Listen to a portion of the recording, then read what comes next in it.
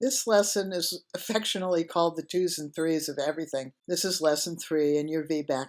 One of the things you want to read right away is the list of two birthing behaviors.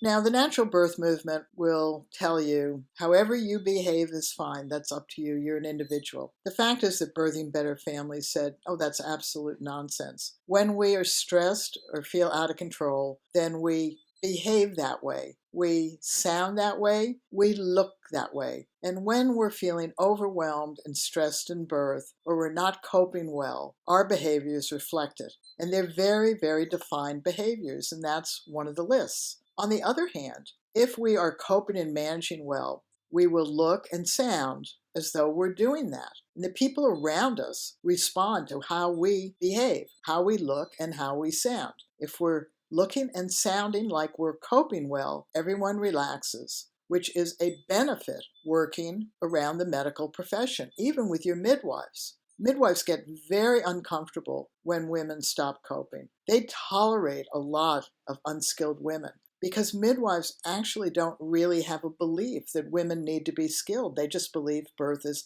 instinctive and natural. Birthing Better Families believe it's an activity we should have skills for, and we hope that you feel that way as well.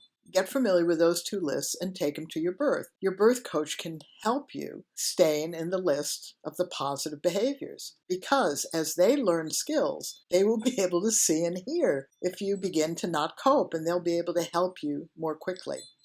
One of the things that Birthing Better Families want to tell you is make 2 birth plans. Once we had choices, we can't just have a list of wants and don't wants and expect the care providers to provide that for us if we don't do something for ourselves. And becoming skilled is a major something for ourselves. So you want to make 2 birth plans, just your regular one, what you want and don't want, and then the skills. And if you're working with a midwife, have her write those skills down in your notes from 24 weeks, 28 weeks, 32 weeks, whenever she sees you. And if you can, have your obstetrician or staff midwife do the same. That means that who is ever with you at the birth can refer back to your notes and see what you want and don't want, as well as the skills you've learned. They will praise you when you and your partner are using skills and encourage you to use them if you don't look like you're using them. And why do women stop using skills in birth? It's very simple. It's been drummed into us that 1 is skills don't work, and 2, that they're only to achieve